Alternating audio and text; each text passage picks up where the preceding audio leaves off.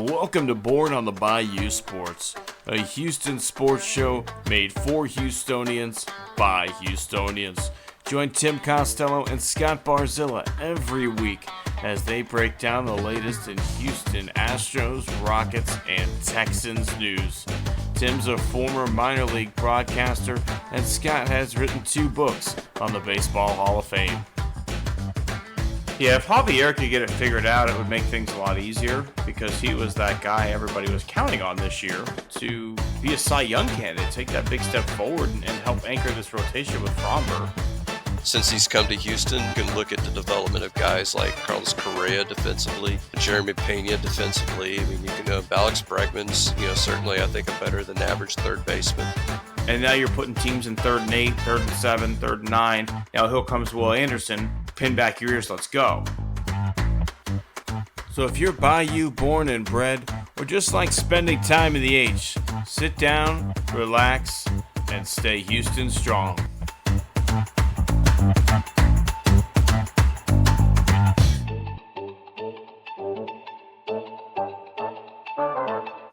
Well, welcome all my friends to the show that's a little bit chilly right now. Houston got a little bit of snow. I got some last week. We got the temperatures up here. Scott, you thawed out yet? Just started today. We got up to 42. A balmy 42. So key thing, I was able to make a run to the liquor store to stock up on beer. So we have the provisions to make it through another couple of weeks. So let me ask you this for our starting question today. What was the most dumbass Houston redneck thing you saw being done in the snow? We have a green belt in our neighborhood. And so in that green belt, you have a slight slope that's about maybe 4 feet. So we had some people sledding off the slope. I saw some people sledding off the second green there at Bay Oaks. So, That's not as much redneck as I thought. We had people breaking out like 4x4s and like dirt bikes and stuff like that up here when it snowed. So I've seen some good videos of people like with golf carts, like off-road golf carts towing kids behind them through the streets on the snow. It's pretty fun looking. No, I didn't see any of that. So that's a real shame. Is this the most snow you've ever seen in Houston, Scott? The most, yes. I would have to say so. All right, that's a lot of Houston history you're covering there in your time in the Bayou City. But speaking of Houston history, Scott, it seems like the Texans' history of failing to win more than one playoff game and failing to win a playoff game on the road continued on Saturday. It was kind of what you and I worried about. I think going into that game, we talked in that show of who's going to cover Travis Kelce. And at the end of the day, that's the one guy the Texans couldn't account for. Well, I was going to go 2 things. First, a bit of news, I'm sure that made it up your way. Chris Strausser, the offensive line coach, is no longer the offensive line coach. So what was your favorite memory from the Chris Strausser Texan era? I don't know. I don't have a lot. I don't know. The first game of the season was fun. Yeah, I was going to say. But the other thing, too, 2 stats that I think are important from this game. I think Travis Kelce accounted for well over 100 yards. The Chiefs themselves gained only a little over 200 yards. So it seemed like the D'Amico Ryan strategy all along was shut everybody else down, stick a linebacker or safety one-on-one on Kelce and hope for the best. I think, that was the plan, right? And it's tough to say the defense did enough to win when you didn't win. But, you had 2 missed field goals, a missed extra point. That's 7 points right there. You had 3 points added to the drive on the phantom Will Anderson roughing the passer call. And then they added a touchdown on the phantom late hit call where 2 Texans ran into each other. So that's 10 points taken off the board for the Chiefs and 7 points added for the Texans just through making your kicks and, getting the calls right. I left a pretty heated message for the NFL office today. Well, I'm gonna stop you right there. Number one, I'm gonna say expecting any kicker in the NFL to hit a 55-yard field goal in at 20-degree temperature is a big ask. I So, expect him to not shank it. well, he didn't shank it as much as I've had this debate. It's a duck hook. So what do you call a slice? Is it a goose slice? Is it what do you call it? I don't know. Either way, that ball had no chance of going in, and it went 90 degrees right, Scott. It, it That's a was it was shank. That's a it fucking was, shank. it was like Judge Smales at the first tee in Caddyshack. I mean, at the end of the day, okay, take that one off, right? The Well, missed extra point on the Mixon touchdown was a backbreaker. Because oh yeah, yeah, yeah. let's think back to the first time we played the Chiefs. He misses the extra point after what would have been the Tank Dell tying touchdown, where Yeah. Tank Dell gets injured. That changes the whole momentum of the game. And it happens again this week. He misses what should be a game tying extra point. And now, instead of the mental hurdle of we just tied this game late in the third quarter, we're still down one. Well, if you're still going to go with the offense and you're going to start, looking at points given up, that first field goal wasn't on the defense. No, that was a great. The fact that we only gave up 3 points Oh yeah, was great. And after Chris Boyd pushed Frank Ross, I thought he was going to get shivved. Well, I thought he. have you heard the explanation on that yet? I mean, he's come out and talked about it. Like he Or was amped and didn't realize what was going on, right? Like the guy thought he, got a turnover in his first ever, big opportunity like that. And he's taking his helmet off and celebrating. Well, then he got a penalty for taking his helmet off. And it was it seemed like it was a giant miscommunication. Yeah, so I'm going to go with the Chiefs offense scored 20 points and not 23. And I'm going to go with the Texans left 4 points on the board because I'm not going to give them that second field goal. So that's a 20-18. So you're almost there. And then, of course, you mentioned the two phantom penalties, which I'm just going to sit there and say, I don't know where the NFL goes from here. Because I remember as a kid, and this is before you were born, I'm pretty sure, I watched an Oilers-Redskins game where we had 2 pick sixes, Tim. 2 that were called back on bogus penalties. And so we lost the game something like 21-14, and we would have won by like at least 10 points. And the NFL sends an apology letter to Houston saying, oh, sorry, we fucked up. So the NFL, let's say they send an apology letter to the Texans and their fans. What does that give us? It gives us nothing except I would love to see it, at least to have them admit it, right? Because right now, what I don't like seeing is the national storyline that people who think that the Chiefs just get calls are just whiny little babies, right? Because if you look at the history of time, the great teams always felt like they got the calls. The Bulls always got the calls. The Patriots always got the calls. And it's like, you're making my point. You're making the point, the fact that the league guarantees that the best teams get the best calls, right? Like that is why we're frustrated, because the Chiefs are already a very, very good football team. And when you on third down twice make a stop to get them off the field and you give them an extra set of downs, that's damn near impossible to overcome over an entire 60-minute game, right? Like if you make the basketball analogy, what's more defeating in basketball than playing 24 seconds of great defense and then failing to secure the defensive rebound, right? And giving them another possession. That's exactly the same thing here. Well, what I would say, though, is what the NFL needs to do, and you can't do this on every flag. You can't do this on every play. But on these roughing the passer calls, on these unnecessary roughness calls, you have an eye in the sky. Okay, I get it. It looks like Will Anderson hits him in the head. I could sit there and see like, okay, real time reaction. That looks bad. I'm throwing the flag. Can we get somebody up in the booth, sit there and say, hey, Jeff, Bartholomew, whatever the ref's name is. That's not a roughing the passer call. That's not unnecessary roughness. Wave it off. I mean, if you'd have done that twice, it's only on 2 occasions. Now, I will say the first one was 3rd down, so the drive was going to end. They were going to punt. The second one was not 3rd down. The second one, I think, came on 2nd down. So I could sit there and see, like, okay, maybe the Chiefs continue that drive going. But if you take off those 3 points, like I said, especially in that moment when it's now 3-3 and you're getting the ball back, that's a different football game. Absolutely. It would have every bit of this game is down to a razor's edge, right? When you're at this point of the season, right?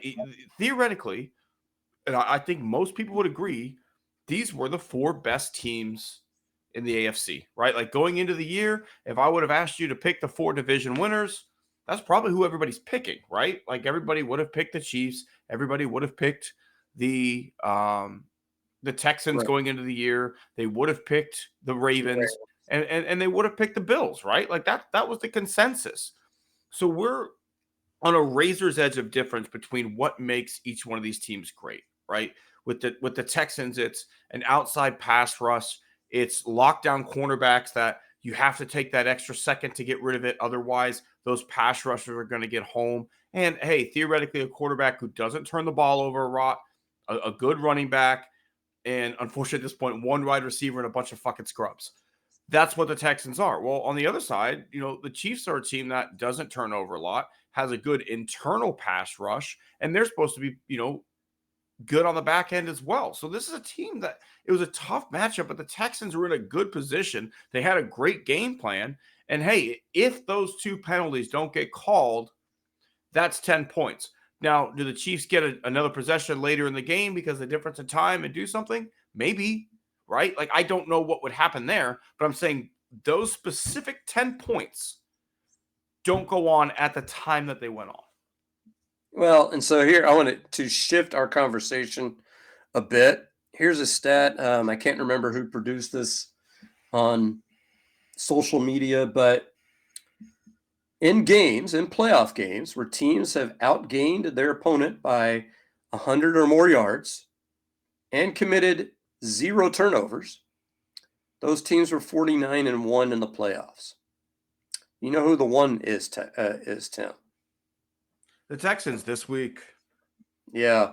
So here is my question. So if we take the NFL out of this discussion, because I'm going to have more on them later, who do you see getting the blame for this one? I think a lot of blame should fall on the offense in general, right? I thought CJ played good, but at the end of the day, the defense kind of kept you in that game for a long time, and you just couldn't ever take advantage. You had your opportunities, and now personnel is a part of it, right? Like you have one legitimate NFL wide receiver on the roster at this point. Like, say what you want. Like Robert Woods was playing hurt, and he's not that good anymore. John Mechie is sadly like just a guy on an NFL level. Like I'm happy he's been through what he's been through, and he made it, and everything that went with that. But as far as an NFL wide receiver, this isn't the person you thought you drafted. Xavier Hutchinson was a 7th-round pick and is playing like a 7th-round pick. Like he gets no separation whatsoever. And Dalton Schultz is literally afraid of contact. Like he is unable to block, unable to do anything at the line of scrimmage to slow anybody down before he goes out there, and then like may or may not make a catch. Like outside of Nico Collins and Joe Mixon, you had no weapons on offense, and you were unable to put together any kind of game plan to do anything out there, right? Like CJ was running for his life all fucking day. Like this is all on the offense, Scott. Yeah, and so another stat, of course, that Tim did not mention: 8 sacks by the Kansas City Chiefs in this game. 8. Now I'm gonna say that some of those sacks are on CJ. And four came on that last drive. So some of those sacks are on CJ. He's holding the ball way too long. He needs to dump it off to a back. He's got to check it down to somebody, or he needs to hit the popcorn vendor in the third row. I mean, he needs, Or take off sooner, right? Be well, willing yeah, to take off and pick up 7-8 yeah, yards with your feet. yeah. There's things that he can do, but he's not being coached up to do it. And I think that's where I'm frustrated. I'm frustrated that the play calls are not there to get him to check down. Maybe those check down targets are not there. Maybe he has made to feel like he needs to put the team on his shoulders, play hero ball, and complete it 20 yards down the field way too often. But that's where we are. If you look at this game, the one thing I will say that I think is encouraging, who are the stars on this team, Tim, on both sides of the ball? Your two cornerbacks, Yeah, Bullock, yeah, Anderson, yeah, Hunter. yeah. That's on defense. Defense. On offense, Nico, CJ, Joe.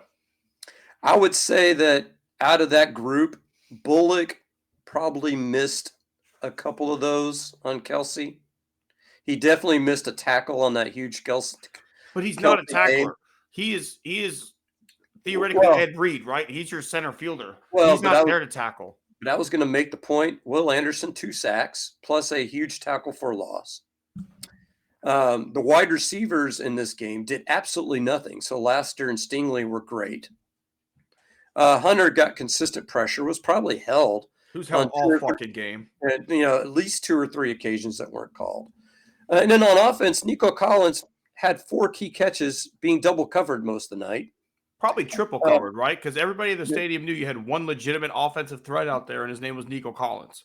Mixon makes your only offensive touchdown.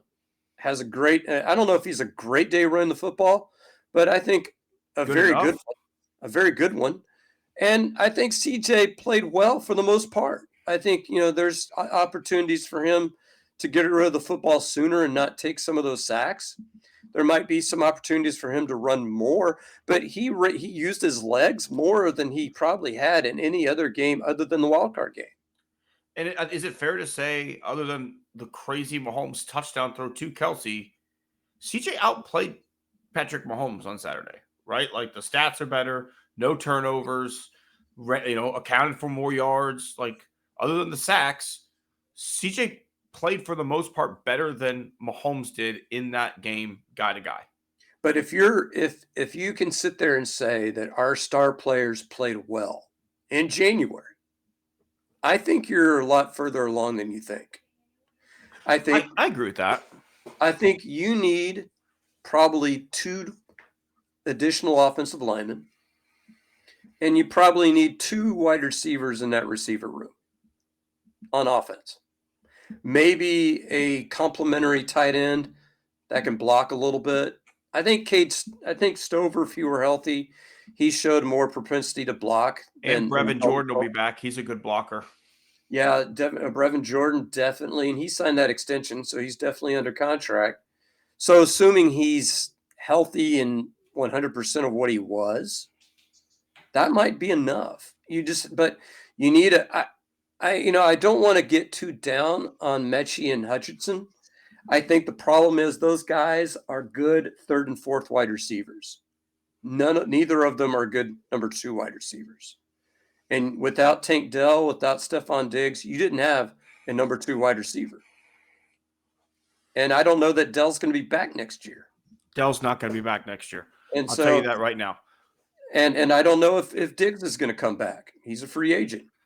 I think that's our best chance. I think there's a likelihood Diggs come back, but you're not getting the Stephon Diggs of old. You're getting a mid-30s guy who's coming off an ACL injury.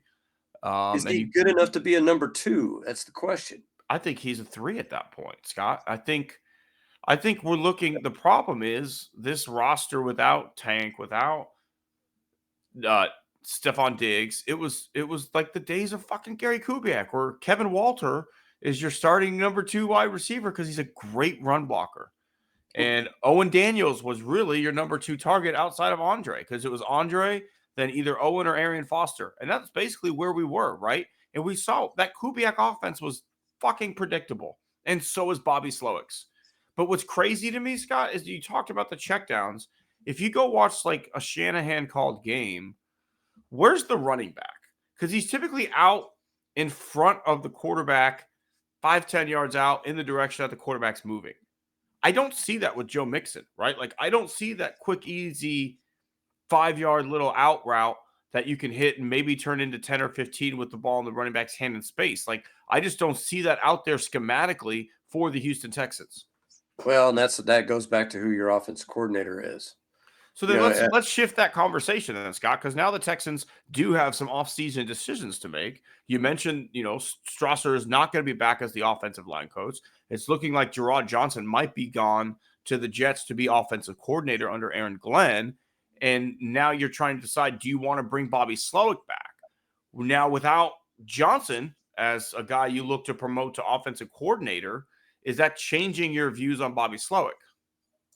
No, because I don't want Bobby Slowick back in any sense. I would be great if you wanted to make an offer to Case Keenum to be a quarterback coach. I think he's already been working with CJ in that capacity. And if you want to talk about a guy that could get in his ear and tell him you need these checkdowns, I mean, I think Case is as cerebral as a quarterback as there's ever been in the NFL. He got by on less than just about any quarterback that I've ever seen.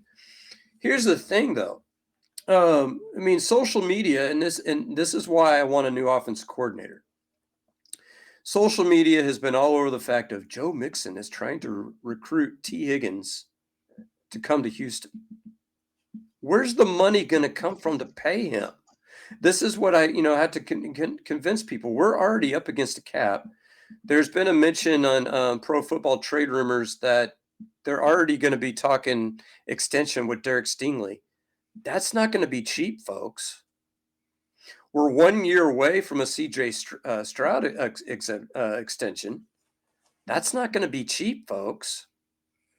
You want to get a new center? You want to get a new left guard? Where are you going to get that from? And I think, you have a first round pick. So that first round pick can be a lineman or it can be a receiver, and you could go out and get veteran linemen. But you only have one first round pick. So I don't know, Tim. I don't know if you go in the direction of Young for wide receiver, or I don't know if you go in the direction of a veteran wide receiver and Young for offensive line. But I think one of those two is going to be your option. Yeah, I don't know, man. With offensive line, it's tough when you go young like that, right? Because the schemes in the NFL are just vastly more complicated than what you do in college for the most part, both offensively and defensively. So you're going to be seeing some shit that you've never seen before. So the type of lineman prospect that's going to step right in and start at left guard or right guard or center, center especially, is a pretty special guy, right? Like, say what you want about Jason Kelsey, his corniness or whatever, but like, you want to talk about cerebral players, that guy was a late, day 3 pick, 4th, 5th round, possibly headed to the Hall of Fame based on his ability to recognize things. That's a special guy who stepped in day 1 and started. That doesn't happen everywhere. Versus, I think we're seeing a trend in the NFL. These receivers are coming in ready to play if you get the right guy, Scott. You look at what Malik Neighbors did on a bad fucking Giants team. He still put up good numbers. You look at Jordan Addison in Minnesota. You look at Jefferson came in ready to play out of the gate. You look at even Harrison, what was considered a down year, was still a pretty good year if that's your number 2 wide receiver. Jackson Smith and Jigba, like there's plenty of guys out there that hit the ground running in the NFL at the wide receiver position. Maybe it's more recognized because they're a skilled position, but I just think there's so much more going on the offensive line that it's tough to say, hey, protect my franchise quarterback on your first day of work. But this is where a new offensive coordinator, I think, is a must. Because what you need, and I don't want to, there's so many Bill O'Brienisms that get ruined for me. The whole idea of a game plan offense, that concept is just ruined for me. It gets me physically ill. What you need, though, is I don't know if you need a game plan offense. What you need is an offense designed around the players that you actually have. This isn't college where you can go out and recruit the guys for your system. This is where you have to design a system around your guys. You have to look at CJ Stroud. What does he do well? What does he not do well? And to me, if you're going to get I think we have the 25th pick in the draft. You aren't getting Malik Neighbors with the 25th pick in the draft. Jordan Addison, maybe you could get a receiver on that level. But to me, you have to have a system designed around a Jordan Addison. A Jordan Addison, if you put him on the Panthers, what do you get? What, 20, 30 catches? I mean, he'd suck. But the thing is that since he's on the Vikings, and you could design a system where it's like you have the best wide receiver in the NFL on the other side, all you have to do is go one-on-one. You have a system like that here. Look, you got Nico Collins on the other side. All you have to do is beat a guy one-on-one.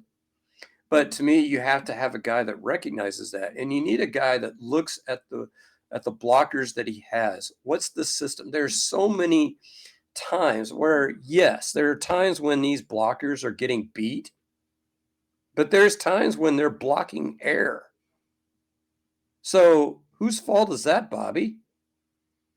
Why are these guys not blocking? There's guys that are left untouched that, they're just kind of looking at going by. Whose fault is that? No, you're absolutely right. That's part of that's an offensive line coach who maybe didn't have his heart in it this year, right? Like this is a guy who wanted to retire last year and was talked into coming back for another year, which I don't understand that decision in the first place, but maybe some fresh blood in that coach's office, somebody looking to make a name for themselves a little bit more than someone on the way out the door, Scott. You could maybe have just some better coaching and some better schemes on the offensive line. But again, if you've got a young coach looking for that, are you going to want a rookie center, right? Or are you going to want maybe a veteran who can help you be the coach on the field, have eyes out there and let you know what he's seeing, so that way you can do what you need to do on a coaching side of things? I don't know, right? But we do know there's going to be a different voice leading that group, and that can't be bad at this point, right? It can only be better. And financially, it makes perfect sense. Yeah, T. Higgins, he is getting minimum $25 million a year. $25 million a year. Now, is he worth it? We can have that debate. That's around Nico Collins' number. So is T. Higgins as good as Nico Collins? I don't think so. But you could have that debate. But a top-notch free agent center is what, $7-8 million? I mean, it's a lot cheaper to go out there and get yourself a stud center or a stud guard. A guard's going to cost you what, $10 million? If it's I feel like center would be more than guard. I think guards tend to get more. I don't know why, but even so, you get two guys that cost you between $5 and $10 million a piece. That, if you were to sign two guys like that for a combined $15 million, your offensive line goes from being the worst in football to being, I would say, at least average, if not above average. And then you draft a guy with the number 25 overall pick that could be a Jordan Addison type. See, I think a guy like, former University of Houston wide receiver, then moved to that other Texas school, Matthew Golden, right? A guy like that who would be a perfect number 2 wide receiver next to Nico Collins. I think he would fit in wonderfully. And if you get those veterans on the offensive line, you can do something like that. I think that's the way to go. I think also, Scott, someone's got to work with CJ this offseason on his drop. The guy works almost exclusively out of a three-step drop, and he just doesn't get deep enough. If you look, a lot of the best quarterbacks are 5'7". Mahomes is getting deep, man. And CJ is right behind the center. He does not give his tackles an opportunity to kind of deflect the pressure around him because he doesn't get deep enough. I think there's something to that. I also was looking up stats for my quarterback article that I ran today for Battle Red Blog. He is in the top 10 in the NFL in air yards per attempt. And he's also in, if you go to top 10 or bottom 10, actually bottom 5 in the time that it takes him to get rid of the football on average.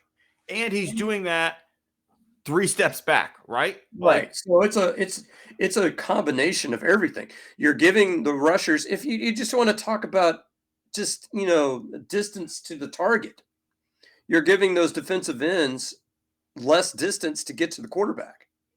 And again, Let's not even this is talk a game about, of angles, right? Like tackles are taught to guide those guys a certain depth, right? Like get them back here. Well, now the depth that they're fucking guiding him to is right into CJ. well, even if it's a turnstile, Tim, if I'm 8 yards away from you versus 5, that's one step. How long does it take to take one step? A second? Yeah, extra second. So if you go from 2.5 seconds to throw the football to 3.5, I guarantee your opportunity for success increases tenfold. Yeah, I mean, and this goes back to, let's see, you can have a running back chip and then go out for a little something in the flat. There's an extra half second. Now you got another second and a half just to kick it out to Joe Mixon in the flat. And what would have been a sack is now a 4-yard gain, right? Yeah, Like and those are the things that keep offenses moving. And the reason CJ has to take these deep shots is because he's constantly getting sacked on first and second down. And it's 3rd and 17, 3rd and 12, 3rd and 14, right? Like, he picks up a lot more third downs than you'd think based on based on the distance to go. But I mean, at the end of the day, Scott, it's just a huge mountain that the Texans set themselves up for. And then you don't put yourself in a position to succeed. I think, that's the Ohio State style, right? Was the spread offense, short distance from the quarterback, quick hitting throws.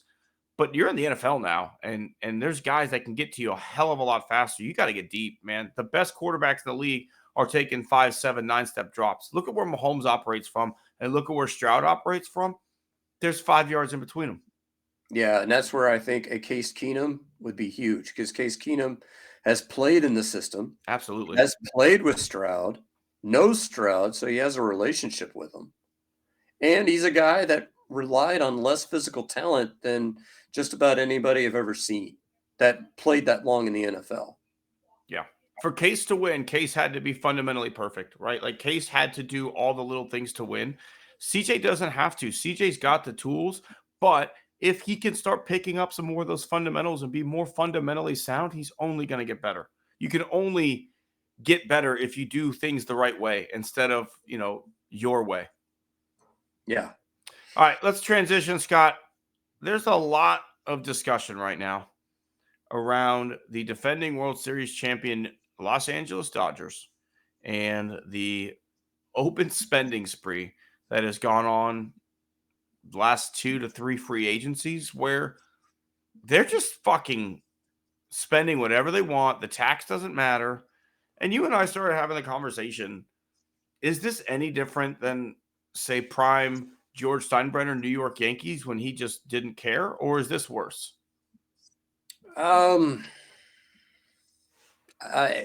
This is recency bias, but I think it's worse. Because let me give you a roster. I pulled up I think it was the 2003 New York Yankees. Okay, this is a team that lost to the Marlins in the World Series, but they won 101 games.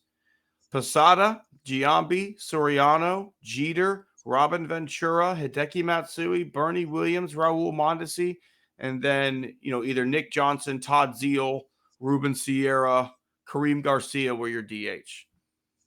That's a pretty stacked lineup right there. However, I do think I have to agree with you that the Dodgers is even somehow more stacked. Well, the Dodgers are more stacked on the mound. I mean, I think if you look at their Hang on rotation, now. Mike Mussina, David Wells, Roger Clement, Andy Pettit, and then the mistake that was Jeff Weaver. Well, I would say that. I'll put Jose this Contreras in there as well for that. Did you ever consider Andy Pettit or David Wells to be a number one pitcher? Pettit, yes. Was Wells ever an ace? I can't give you an honest answer there, Scott. Like, I'm 7, 8 years old for Wells' best seasons, right? Like, I thought he was the best pitcher on his team at numerous times, from based on what I remember. I mean, the Because guy put up 4.3 WAR in 90, 3.1. I mean, 4.8 plus, in 98, 4.8 in 2000. So coming into, I don't know. I mean, he put up 3.7 WAR, 4.3 WAR in 2003. I don't know, but yeah, I mean, I would say that the Dodgers, though, as compared to those Yankees, they had Rivera. So, the best reliever in baseball history. Most people would agree. But this team has spent big money on Blake Trinan this offseason. They spent money on Tanner Scott, big money. And they're about to sign Kirby Yates, they who was the already Rangers did, I coach. thought. They were supposedly in agreement, but I haven't seen any financial, situations there. So, number one, who's the closer of that team? I don't know. I would say that you're probably looking at, if I were to set an over under, would you take over 110 wins or under?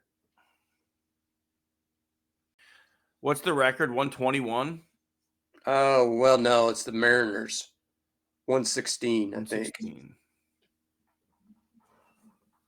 I might say under just because I think they're probably chilling at the end of the season, and they probably don't need to push it. They might rest some guys, but it'll be close to that. More than 105, I think. Yeah, I was going to say, if I set the line at 105, would you take the over? Yeah. And to me, if you look at the best teams in recent history, like let's say if we bring this closer to home, the 2019 Astros, what did they win? 108 games? Let me look it up. I think close to that, though. But see, think about this. We knew they had Verlander 107. We knew they had Verlander and Cole. They trade for Greinke during the season. Also during the season, Jordan shows up in the big leagues and becomes the Rookie of the Year. So there are a lot of things that had to go right for that team to win 107 ball games. I mean, I can't even count the number of things that went right that before the season you were like, this guy named Jordan's going to be Rookie of the Year? Okay. We're going to trade for Zach Greinke, who's one of the best pitchers in baseball, to pair with Verlander and Cole, who are going to be 1 and 2 in the Cy Young voting. Okay. So I guess my point is that we're saying 105 as a over under, and that's assuming that everything's normal. That's assuming that things don't go extremely well for them. I mean, what happens if all of a sudden, Ohtani comes back and is a Cy Young level pitcher? Because I don't think anybody's expecting that. Yeah, I mean, I am. Like, I think Ohtani comes back and has a 3.5 ERA. Like, I don't think he's going to be maybe Cy Young, but I think he's going to rack up 15 wins, probably throw you 150 innings, and he's probably going to mash too. So I don't know. Like, there's always teams have constantly had good lineups, but I think you're right when it comes to the pitching specifically. And let's not forget they added Blake Snell this offseason as well. Yeah. Yamamoto from last year. And they just got another Japanese pitcher this year. Roy Suzuki, yeah. So, I mean, yeah, I guess my question then, Scott, is like, obviously the penalty is paying the luxury tax, right? But if you don't give a fuck about the luxury tax because you're in LA and you're printing money, how can you stop this? Like, other than asking other teams to get some of these free agents themselves, but because the way baseball is right now, right? Like, I can't afford anybody else without going into the luxury tax, right? You're telling the Astros, hey, go spend more money. Don't let the Dodgers get these people. However, I'm already at the cap threshold, and does that mean we need to raise that so other teams can go out and make some of these, or would that just make the situation worse for the Dodgers? I don't know, but I was going to say I saw this stat today. Did you know that the Dodgers sold more tickets than Taylor Swift? in concerts this last year? It's interesting. I'd like to know who had more shows, like who did more, like 81 versus how many Swift shows. Yeah, I don't know, but over But she was 4 also doing NFL stadiums too. yeah, 4.4 million fans for the Dodgers. I mean, I'm sure that's counting the playoffs, but I mean that's just a ridiculous sum. And that's not even including their TV contract. That's not even including endorsements now. I mean, they're going to own Japan. I mean, they've Yeah. got 3 of the biggest stars in Japan. And that's why the tax doesn't matter, right? Like the moment you signed Otani, the tax is irrelevant because every Japanese company that matters will come to you with sponsorship dollars because you have the most recognizable Japanese person since Ichiro Suzuki. And that's the biggest issue that I have is that so you look at a team like the Astros, I think the only team that can compete with them right now in mindset is the Mets. They're the only team that has an owner that said, I don't give a shit. But the thing is the Astros are slated to be 3 million above the tax threshold. And they're looking to sign a left-handed outfielder, but you notice they haven't gone out and done it. There have been guys they've been linked to. They've been linked to Alex Verdugo. They've been linked to Jurickson Profar. But they're not doing it because they're thinking, okay, we need to trade Ryan Presley first. So they're looking to dump salary so they can add salary. Whereas the Dodgers say, like, fuck it, we'll sign like both those guys. We'll sign Verdugo and Profar. Fuck you. I mean, it's just a whole different game. And you've made this comment, and I absolutely agree with you. You were like, well, that doesn't guarantee playoff success. And I agree with you 100%. I mean, the 2019 Astros are proof of that. But if you're in the AL West and an NL West, do you have any prayer? No, I wouldn't think so. Because normally, like, hey, I can't get to your ace. Okay, you've got Verlander, you've got Cole, but there's 3 other guys, right? Like 60% of the time, I may have a better shot to beat you than when your top 2 guys are on the mound. But now you're 7 deep with like legitimate stack starting pitching. Like it's definitely demoralizing, right? Like you've got to play your best game every single night to have a chance to beat the Dodgers. And the Dodgers don't, quite frankly, right? Like they can lollygag through and who knows, it might blow up in their face. But the only difference is this isn't basketball, this isn't football where there's only one ball to go around, right? Like everyone's gonna get an at bat and the ball's hit where it's hit, right? At the end of the day. So it's not like you have to keep your 3-headed monster wide receivers happy. You don't have to keep Dwayne Wade and LeBron James happy with touches. Like you start every 5th or 6th day, you're hit when it's your turn, and you'll catch it when it comes to you, right? So I feel like maybe baseball's kind of the perfect sport to load up like that because you don't have to deal with those egos on that level other than where you're hitting in the lineup, maybe. Yeah, and this is where I hate it for those other teams. I mean, Arizona has made some interesting moves. They went out and got Corbin Burns. I mean, you could put Corbin Burns up against any of those Dodger starters, and I would say you got a fair chance of winning that game. I mean, Corbin Burns is a damn good pitcher. They let Christian Walker go, but they brought in Josh Naylor from the Guardians. But see, that's a team that's working under old-fashioned constraints. Yes, they went out and spent big money, but they let Jock Peterson go. They let Christian Walker go because they can't afford to overspend. The Giants, they go out and get Willie Adames. They sign Matt Chapman to an extension. They've been rumored to go out and get Jurickson Profar. They got Justin Verlander. But let's say they go out and get Jurickson Profar. Does that change the Giants' real chances of competing in this division at all? No. And I think the saving grace for those teams is that there's multiple wild card spots available.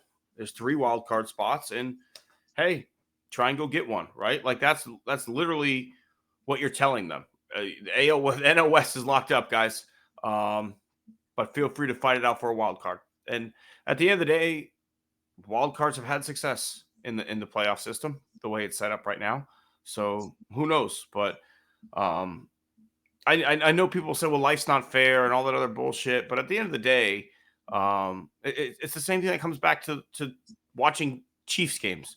It's not fun to watch, right? Like it's not fun to watch when Patrick Mahomes gets every call. It's not fun to watch when one team loads up on every single quality player that's on the free agent market just because their owner doesn't give a shit, right? Like at this point, I'm dying for Mark Cuban to come in as an owner and say, fuck it, let's spend, right? Because that's what's going to save this. You need billionaire fans. And right now, most of these teams are owned by businessmen. And I get it. You don't get $1 billion without being a good businessman. But at the end of the day, the Mets have a fan for an owner who has billions of dollars he's willing to spend on his team. The Dodgers have an ownership group that are fans of their team, and they're willing to say, fuck it, let's spend. All I want to do is win. Those are the kind of owners you have to have, that buying a sports team isn't an investment. It's a hobby, and I want to be the best at my hobby of being an owner, right? Like that's got to be the mentality if you want to beat what the Dodgers are doing. Yeah, I couldn't agree with you more. And unfortunately, Cubans tried to get into baseball. They won't let him. I know. I think he tried to buy the Pirates, if I'm not mistaken. If I'm Jim Crane, I'd reach out to Cuban and be like, hey, like, you want to get in and we'll like just go fucking wreck shop and buy a bunch of players? Let's do it, right? Like, why not at this point? Like, you've got a guy with a bankroll who wants to be a part of this thing. Get him involved. Yeah, absolutely. All right, Scott, it's time to start giving out some awards for the week. Horse's ass of the week. Who do you have for us? I mentioned them before. It's the NFL. And there's so many things that are transparently bad that we've gone over before, and so we might as well list them. Excuse me, I had a friend there join the podcast. For those of y'all that are watching here live. But number one, the joke is that, if the Texans had somehow made the AFC Championship game, that Houston fans would just at 3:30 on Saturdays, which reflexively turn on their TV and go like, wait a minute, where are the Texans? I thought the 3:30 Saturday was our slot. But I think, and this is what and Adam Kinzinger said this. I don't want to get into politics too much, but he said this, and I absolutely agree with him. If you disbelieve every conspiracy theory, you'll be right 99% of the time. If you believe in a conspiracy theory, you'll be right 1% of the time. I don't think the NFL is purposely tanking calls for the Chiefs. I just don't think that's happening. I think that superstars get the benefit of the doubt. Patrick Mahomes is a superstar. Superstars get calls. And CJ Stroud is just not a superstar. I think the NFL does look at, the Taylor Swift, and I think that, they're going to lean into that. Texans, let's show a little bit more Beyonce. Maybe we can compete with that on a certain level. But I think that the NFL has the technology to stop this from happening. And I think if you reverse those two calls, I think the Chiefs probably win the football game, Tim. I think they do. I think that, Patrick Mahomes is too good. If you gave him upper opportunities, I think he would have, been perfectly okay. I don't think the Texans get that safety at the end because the Chiefs wouldn't have been playing that, kind of football. I think, we're going to get to another scumbag here when I actually get to scumbags. But I think the Texans lose that football game. But I sure would have liked to have seen it on the level. And the fact that the Texans knew it. I mean, D'Amico Ryans sat there and said, you got to take on everybody. Everybody knows it going in. And that's just a demoralizing way to play the game. It's like playing Jordan when Jordan's on top. It's like playing, LeBron when LeBron's on top.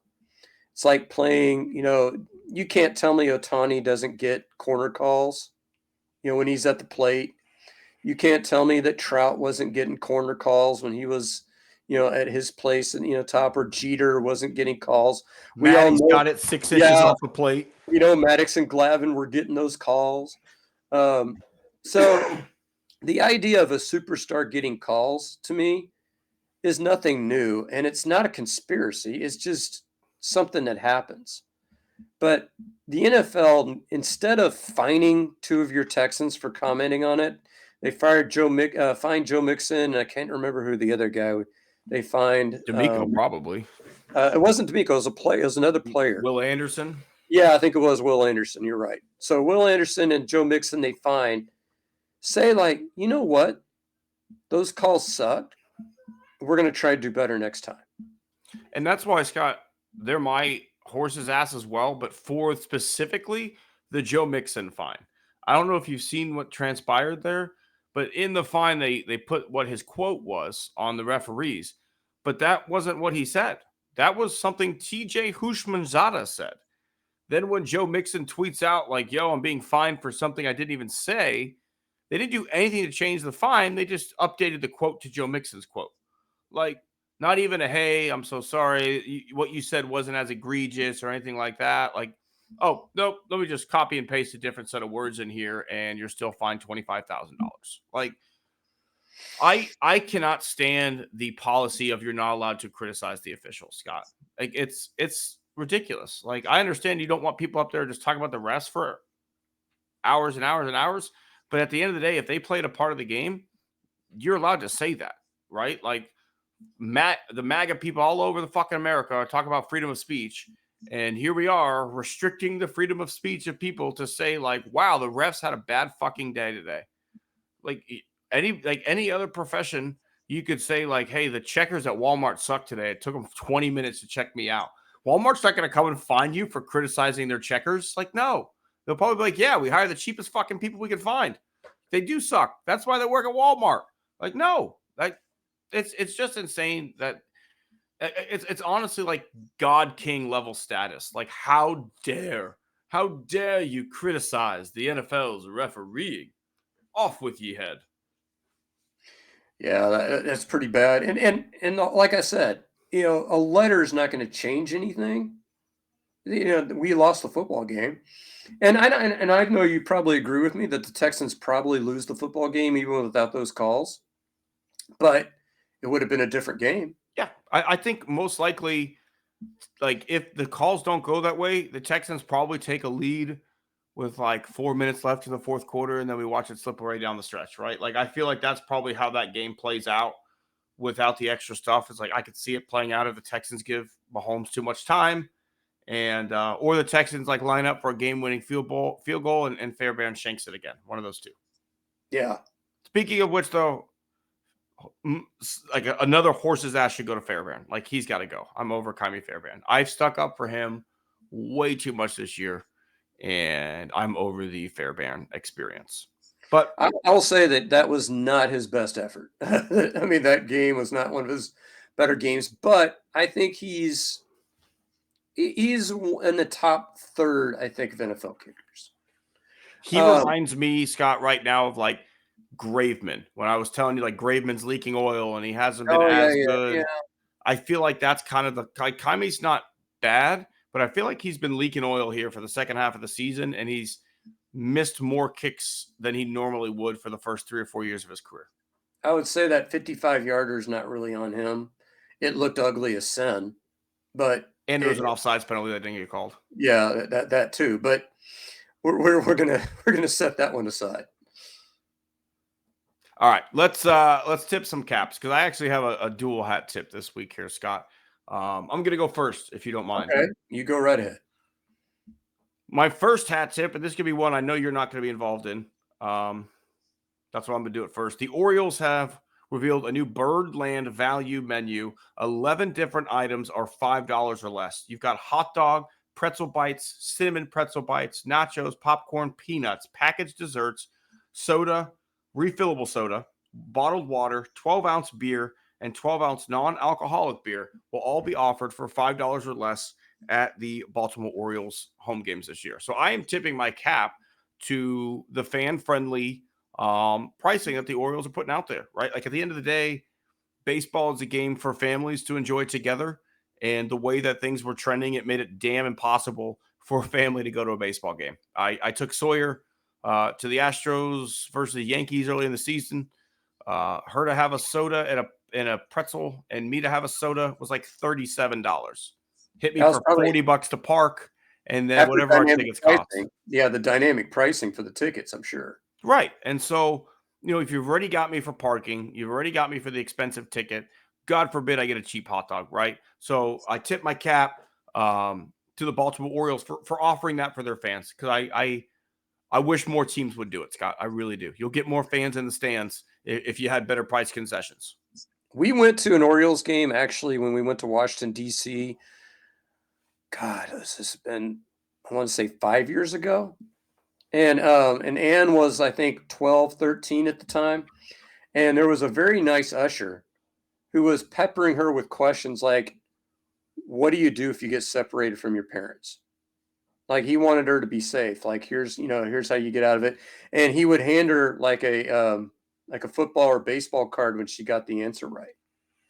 And she ended up being a nominee for the Oriole fan of the game on the Jumbotron because she had on an Oriole headband and one of like maybe 3,000 fans in attendance that particular game because this is when they sucked. But what I was going to say though is the Orioles are still emailing me saying, "Hey, do you want to buy tickets to the game?" They're more aggressive than the Astros, and I live in Houston. I know for a fact because I work for a company that does marketing for the Houston Astros, like how little they like. For example, spring training, I asked like, can we email the people who bought Astros tickets last year to see if they're interested in buying spring training tickets? Like, you should do it ahead of time so they have like plans to buy plane tickets and stuff. They're like, no, we just want to reach out to the people that live in Florida. So what? I'm sorry. You're trying to boost ticket sales by only reaching out to locals for spring training? No, you reach out to the fucking city that these people live in and get them to travel for spring break to your town. That's how spring training works. Yeah, but the Orioles, I think they're a top-notch organization Agreed. as far as that is concerned. Fan experience, right? Like that's at the end of the day, what happens on the field kind of is irrelevant to the fan experience, right? You can lay out a wonderful time for your guests, and if they lose, they lose, but you can still have a great time at a baseball game, and that's what it's all about. So that's my first hat tip. Scott, do you want to take yours? Or do you want me to lay the second one down? I'll take mine, and I'll say this. So this happened yesterday. Anne wanted to make some special tea. We did not have the ingredients for the special tea, so she wanted to go to HEB, and so we went to HEB, and I got to use my four-wheel drive and my SUV to drive on the ice to get to HEB. Part of it involved her having to buy some spices, and they didn't have one of the spice in the regular spice aisle, so we had to go where they had the specialty spice, and this is where she had to pour it out herself. And so there were two checkers, Tim, two working that entire shift. And so I had to go to one of the checkers to get the printer to work. And so she goes over there and she gets the printer to work. And this poor girl, I'm not going to identify her by name because she might be, might be a minor, and I don't want to identify minors. But she was doing her fair level best to have a nice attitude because as soon as we started checking out, there were about 20 customers that came for two lines and two checkers. And you could see the look on her face was like, oh my God, I'm going to have to check out like 10 different people here in the span of, 10, 15 minutes. But, I give her credit. She tried to keep a nice attitude, tried to do friendly customer service. She was even, joking with me that our order cost exactly $17. So, able to get exactly $3 of change. And spice cost exactly 30 cents that she ended up getting in the spice aisle. But I had to hand it to her. Hat tip, for keeping an attitude. I don't think they were getting overtime, even though they were there in 20 degrees. So, good on her for good customer service. HEB is typically a good judge of how bad the weather is, right? Like if HEB's open, like, we'll be okay. If HEB's closed, batten the hatches down. I'm going to give my second hat tip. This is a tough one because I'm going to go the other way in the scumbags. But the Baseball Writers of America got it right with Billy Wagner. It's taken way too long, but I will tip my cap for specifically finally getting one of the best left-hand relievers the game has ever seen into the Hall of Fame. And here's where and since I know we have a little bit of time because we went through, the schedule a little bit early. I wanted to get a little bit more attention to this because this is what I find interesting. Do you know what percentage Wagner got in his first year on the ballot? It was pretty low, wasn't it? 10%. Yeah. So Did his numbers change in the intervening 9 years? No. So how do you go from 10% to 82%? The best marketing job possible, right? Or better candidates fall off, so now you have a chance to get votes or whatever it is. But they push your way up the ballot if you're worth it. And congratulations to CC Sabathia. I think he absolutely is a Hall of Famer. Everybody knows Ichiro is a Hall of Famer. I know that's where you're going to go with your next award, so I'm going to leave you. I'm going to leave you some room for that one. I was disappointed to see Carlos Beltran not get in because I know that he gets a lot of grief for the scandal, but he's a Hall of Famer. He's a top 10 center fielder of all time, and he gets close. So I think he's going to get in eventually. So I'm not upset that people made him wait, because maybe they're punishing him for that scandal. But I think they got it right in general. I think Sabathia is a Hall of Famer. I think Ichiro is definitely a Hall of Famer, and I think if closer is a special position that you want to honor, Wagner is one of the best that there ever was. Even if it's just reliever, he's still one of the best left-handed relievers, right? Like, even if it's not closer, reliever is a position, and it's become an integral one in the game. So, at the end of the day, the Hall should represent the best players from that era, right? Like, it should be a collection of the best players who played during that time period. And I don't think you can say Billy Wagner was not one of the best players of that time period. Billy Wagner made all-star teams. Billy Wagner was clutch. Billy Wagner compiled the stats. Like, the guy was a top 3 closer at a time period where becoming a closer actually meant something, right? Like, you had guys like Trevor Hoffman, you had Mariano Rivera, you had John Smoltz, you had Billy Wagner, you had John Franco, you had Everyday Eddie, right? There were a lot of good closers, and he was still a step above everybody that wasn't Mariano Rivera, and I'd put him right there with Hoffman. I don't know who I'd trust more to close out a game between Billy or Trevor Hoffman. Well, here's the difference that I think for me that puts Wags over the top. He was bad in 2000. I think he was hurt, if I recall correctly. That's the only bad year I ever remember him having. You see, like, you compare him to the best in baseball. Would you say that Josh Hader in general is a top 3 closer in baseball? Probably top 5 at least. Last year was not a good year for him. No. And so the thing is with closers, and this is the reason why nobody wants to pay them long-term contracts, because their performance is so fickle. They'll have 2 or 3 good years, and then they'll turn into shit. You look at guys who are the tops of their games right now, or tops over the last decade. Kenley Jansen, probably over the last 15 years, one of the top closers. Last few years have been shit. You would say Ted Kimbrell over the last 15 years, a top closer, a top 5 closer. You would agree? Yeah. Last few years have been shit. I mean, he was unpitchable last year. I never liked him, though.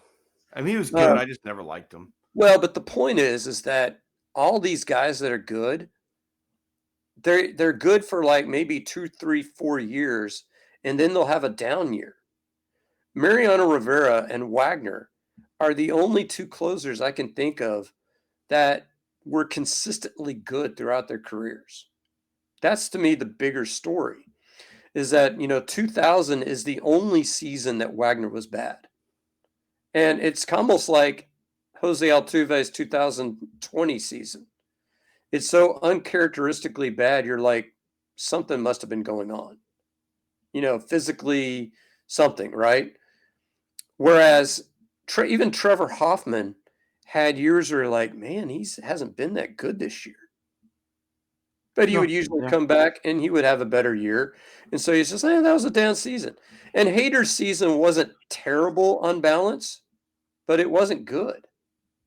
And that's, and that's just, for a guy that's in the middle of his prime.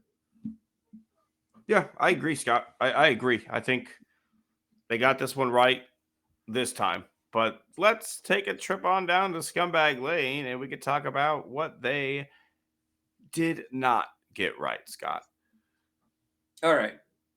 I I'm gonna want go. to know who you think the best, just pure hitter was from the year like 2000 to 2015. Just best all around hitter, could handle the bat better than anybody. Don't worry about power. Oh yeah, Ichiro's on top of Oh, that list. Ichiro, right? Ichiro fucking Suzuki. 3,000 hits in America, enough hits in Japan to surpass Pete fucking Rose. And one sports writer anonymously does not vote for that motherfucker. And do you want to know why, Scott? Because I guarantee you he's going to write an article next week, and it's going to be titled "Why I Didn't Vote for Ichiro," and it's going to be his fucking swan song, so he can get a ton of likes and views and whatever. Because that's all that this is about. You're using somebody else's career as a platform for yourself, and it's fucking disgusting. Well, you know what it is, Tim. It's going to be. You know what his excuse is going to be. Well, Jeter wasn't unanimous. Yeah, you're right, because some idiot didn't vote for Jeter. And to me, and I don't like the Yankees. The Yankees are not my most hated team. My most hated team now is the Dodgers. But as a Hall of Fame person who studies the Hall of Fame, there's no way in hell I can mount an argument against Ichiro or Jeter. There's no way in hell. I will mount arguments that Jeter did not deserve some of the Gold Gloves that he won. Right? Or I any will of have them. Any I will of them. have that argument with you. But Any you of them. can't, yeah, you can't look at the totality of what Derek Jeter did and not say, yes, I vote yes on the Hall of Fame, right? Like you can't fucking do it. Same for Ken Griffey Jr. You can't have watched that man's career and say, But he's got to wait. He's got to wait. You got to wait to get my vote. It's a Bill Conlon type of argument. I don't know. Do you know who Bill Conlon was? I don't know. Well, let me tell you a little story. Go down, memory / amnesia lane here. Did you ever watch a show called The Sports Reporters? You remember Yeah, I that? hated it. So Bill Conlon was a regular on that program. He was he's a fat guy from Philadelphia. Okay. And so he did not vote for Nolan Ryan for the Hall of Fame because some people didn't vote for Steve Carlton. He actually said that. And so it's like, I could see you sit there and shape in your mouth that you think Steve Carlton was a better pitcher than Nolan Ryan. I could buy that argument. I can't buy the argument that Nolan Ryan's not a Hall of Famer. Exactly. I don't know. And Bill Conlon, he got caught in a child porn scene, not pornography, child sex abuse, which I just saw on my ticker that they've, unfortunately, it looks like Mariano Rivera and his wife have been caught up in something similar, which is not going to be good. I hope for his sake that there's nothing to it. But it's the same kind of bullshit for years. Oh, I didn't vote for him because this guy wasn't unanimous. You vote for the guys on the list that you think are Hall of Famers. And we can have honest disagreements about guys. Like, I think Chase Utley's a Hall of Famer. You don't. That's a fair argument to have. There are guys that you think were Hall of Famers, and I'm like, no, that guy. You mentioned that you thought Torrey Hunter was a Hall of Famer. I don't think Torrey Hunter's a Hall of Famer. But that's a borderline one, right? That's like, I'm not going to sit here and argue with you over Ichiro. I'm not going to argue with you over Roger Clemens, even though he's not in. I'm not going to sit here and argue with you over Nolan Ryan. I'm not going to argue with you over Craig Biggio, right? Who that guy had to wait 3 years. I had a drag out argument on a radio show that I hosted. I invited someone to come on because this guy posted that he would never vote for Craig Biggio because he wore an arm pad and stuck his arm out. That's why he won't vote for him. I looked up this guy. He got his credentials drawing cartoons of Pete Rose during his hit chase. So this guy has not covered baseball since Pete Rose was fucking playing. And this is who's getting a vote to decide if you're enshrined immortally. That's part of the problem. Part of the problem is you don't get enough votes. If there's 10 legitimate Hall of Famers on the ballot, vote for 10.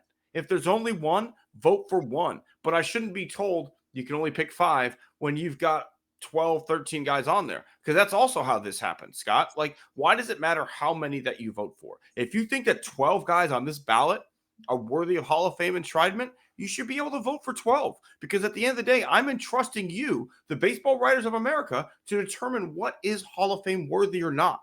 It didn't matter how many you can vote for. It matters, is this guy worthy of being in the Hall of Fame? Period.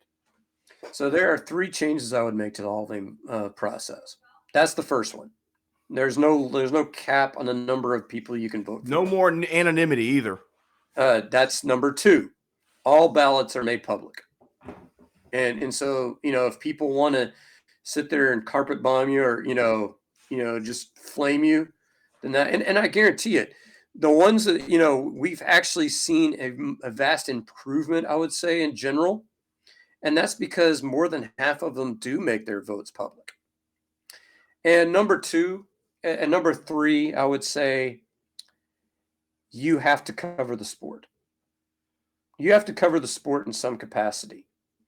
Now, I don't know if anybody thinks that I'm a good enough Hall of Fame expert, but I would say I know more than probably 90% of the guys voting for the Hall of Fame. I'm going to come out and say that right now. Do I write for a national newspaper? Am I a member of the BBWAA? No. But I've been a baseball blogger for probably 20 years. So I think I should get a ballot. Why shouldn't Bill James get a ballot? Jay Jaffe just got a ballot, I think, 3 years ago. So maybe, we open that process up. I don't know how you do that exactly, but I think I'll give you a name too. Like, as much as I hate his shtick, I think John Boy should get a vote. That guy knows more about fucking baseball than half the guys who still have votes. Like these YouTube guys, the people like I can't remember the name of the Astros group because we don't like Barstool in Houston.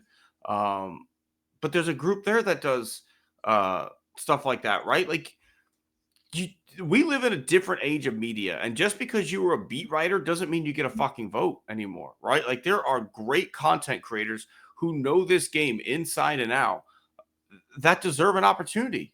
There's the guy Chris, I can't remember his name. He works with John Boy and stuff too, and he does the Wiffle Ball League. He was on the MLB Network. That's a guy that should have a vote, right? Like there's just like get some fresh blood in there, right? Get people who watch these guys play. Get people who were affected by their careers, right? Like how many kids out there were doing the Ichiro batting stance, playing wiffle ball, trying to slap one and run out of the box at the same time? That changed the game. Like kids played baseball differently because of Ichiro Suzuki. You saw the first ever time of a Japanese player that wasn't a pitcher come over here, not have success, but fucking dominate. What was it 10 straight years of 200 hit seasons? It was unbelievable. It was ridiculous. The most hits in a season, which I thought that was a record. That was George Sisler had that one at 257 hits, and Ichiro breaks it with, I think, 263. I mean, that's just outrageous. I truly feel blessed to have watched that man play baseball, right? Like you saw a guy that played the game with a passion and a tenacity, but also respected it at the highest level, right? Like you can, even now as he's around it, you can still tell how much the guy reveres and respects the game. And it just comes back to piss me off more that one guy would choose Ichiro Suzuki as the one to try and make his name off of. And have you ever seen him pitch? Yeah. In a celebrity game in Japan, I saw some video of it. He's not bad. Yeah, he was throwing like 90. Yeah, it was pretty fun. All right, Scott, do you have a scumbag? I do, and I am praying that this is the last time I have to mention this guy's name in this category. But Bobby Slowick, you are a scumbag. So let me throw you some numbers out here, Tim. Number one, so you think about, when is the most important time for your offense to be good? Fourth quarter. So other than the fourth quarter, in what situations do you want your team to be good? Third downs. Yeah, or red zone. 2-minute drills. Red zone. Yeah. This team was 28th in the NFL in converting red zone trips into touchdowns. 28th. Not good. This team was like bottom half in points. This team was middle of the pack in yards. We were told coming into this season that this was going to be the best offense in Texans history. We were told that. We believe that. Now, I grant you, we had Tank Dell healthy at that point. We had Stephon Diggs healthy at that point. We thought that Dalton Schultz was going to be a good tight end at that point. But a lot of things turned out to be, maybe even better than what we thought. Joe Mixon, did you think Joe Mixon was going to be this good? Honestly, yeah. Like I thought he'd be a 4.5 yard a carry guy, get you over 1,000, double digit I touchdowns. I thought over 1,000, but I thought over 1,000 in a span of like 16 or 17 games, and not I'm, like 12 or 13. I mean, I felt like we were dying for a quality running back, right? Like I knew that. I don't know. Like part of my frustration too is like we had Cody Stutes on this show in training camp, right? And we were sold on how good Kenyon Green looked like the first rounder we've always thought he was going to be, right? That's the fucking sell job that pisses me off more than anything. I'm not saying Cody specifically. I'm saying that was what everybody was saying. The coaching staff was talking up that offensive line, and we all bought it. Hook, line, and sinker. When looking back, Scott, what did we do in the offseason to make you and I feel like this offensive line was going to take any kind of step forward? Well, and I think the problem that I have with Slowick is that it was pretty clear that two things were happening at the same time. Number one, whatever scheme they were doing with this offensive line was not working. It was confusing them. They were missing assignments constantly, and they weren't making changes in the personnel. Kenyon Green sucked for half the season, and it took an injury to get him out of the lineup. I mean, there was that one game where they had to take him out in the first quarter because he was that bad. And so my question is, yeah, maybe you missed on some of those guys. Maybe, Shaq Mason was getting physically beat towards the end of the season, but there were just times when they were just flat out missing assignments. And then the second thing is, what are you doing with your quarterback? I don't get it. If you know your offensive line sucks, you are teaching this guy. You're running plays where you give him a safety valve receiver on every play. It could be Mixon out of the backfield. Could be Dari Ugumbawale. It could be Andrew Beck. I don't care. It could be Dalton Schultz. But it's got to be somebody 5 or 6 yards down the field that this guy can throw the ball quickly to. You have to do a quick passing game when your offensive line sucks. And it took way too long for them to try running these plays. You would sit there and run these damn wide receiver screens where you had a wide receiver trying to block a corner and a safety, and it wasn't working. It was getting blown up. We're trying again. What are we doing? I mean, so at some point, you have to look at what's there. And we can point the finger at Nick Caserio and saying, why in the hell is Kenyon Green your only option at guard? And that's an absolutely important question to ask. But the second question has to be, if you know Kenyon Green sucks, if you know your center's not doing the job, if you know Shaq Mason needs to be sent out to pasture, then why are you running these slow developing passing plays? Why are we doing this? And why are we driving the ball 60 yards down the field, getting to the 15-yard line, and then let's do like a halfback option pass. Yeah, halfback toss pass. Let's throw it 3 yards behind the line of scrimmage to the sideline and see if that works. No, you've been moving the football, playing old-fashioned football. You keep moving the football.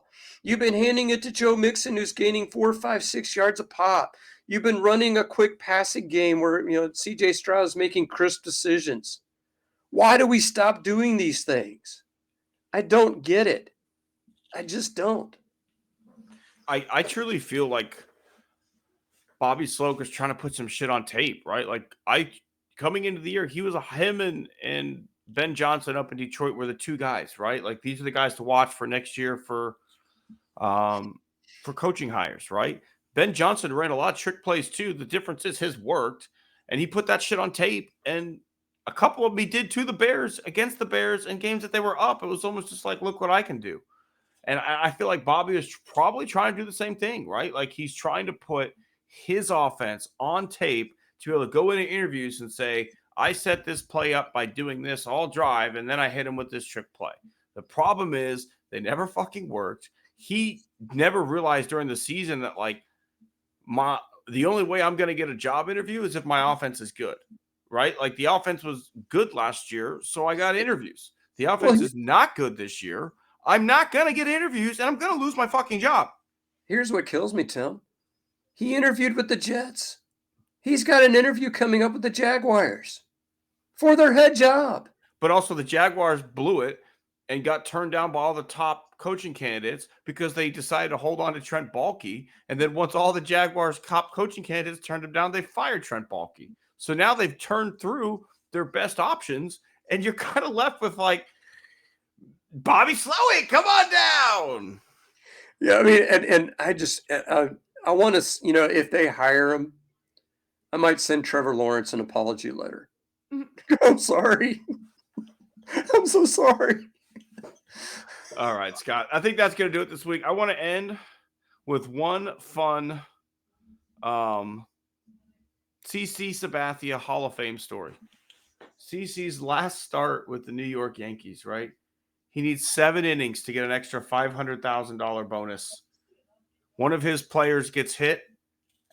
You know what he does? He comes back and fucking nails the guy the very next inning, gets ejected, does not get the bonus, but he remained the CC Sabathia to the fucking end that we all knew and love. Well, and for that, at that point, what was $500,000 for CC? And I think the Yankees gave it to him anyway because they liked what he did, right? Like he protected our guy. They threw it Andrew Romine. You go get their guy. But that's who he was the whole time, right? Like CC Sabathia was that bulldog out there who like understood the unwritten rules of the game. And if you fucked with my bench, you're going to catch a 2-seamer in the back. And he stayed that way till the very end.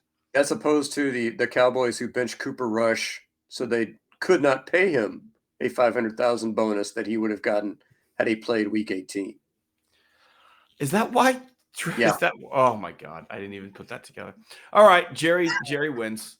Jerry wins again. But we appreciate everybody who joined us. Thank you so much for making us a part of your week. We will see you next week on Born on the Bayou Sports.